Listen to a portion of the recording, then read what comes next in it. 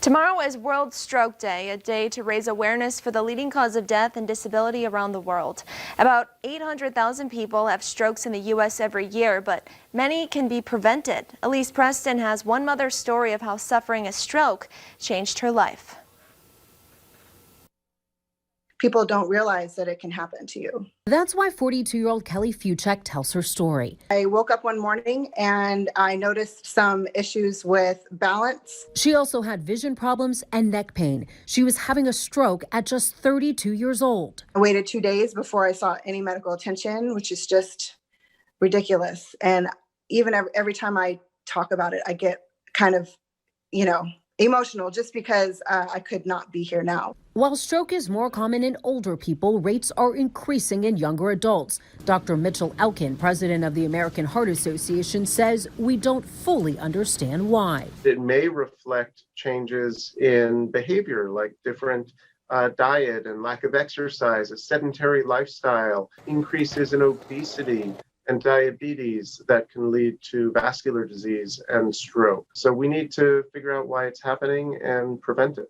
Managing those risk factors is key. Controlling high blood pressure is one of the most important things to reduce risk. And know the warning signs. Think fast, face drooping, arm weakness, speech difficulty, and time to call 911. We do have treatments for people who are having strokes, but they need to be given as quickly as possible.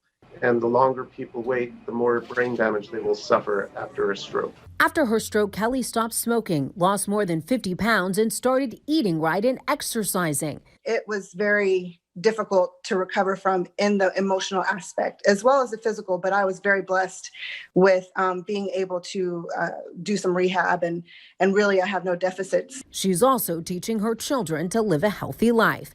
Elise Preston, CBS News.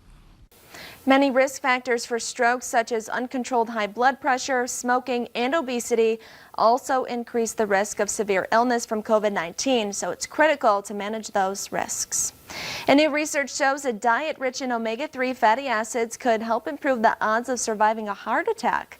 The study tracked 950 patients who were admitted to the hospital for a heart attack. It showed those with high levels of omega-3s in their blood had a lower risk of complications or death within the next 3 years. Experts say omega-3s found in oily fish, walnuts, and soybeans strengthen the heart's membranes.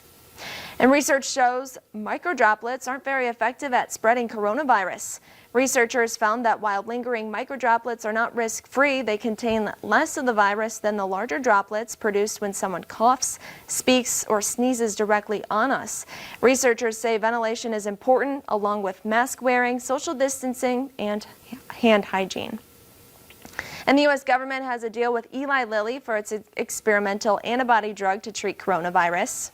Under the agreement, the government would pay $375 million for 300,000 doses of the treatment within 2 months of receiving an emergency use authorization from the FDA. The deal also provides an option for the government to purchase 650,000 more doses through June 30th for $812 million. Eli Lilly says 100,000 doses will be ready and shipped within the days of authorization. The company also anticipates up to 1 million doses will be manufactured by the end of the year.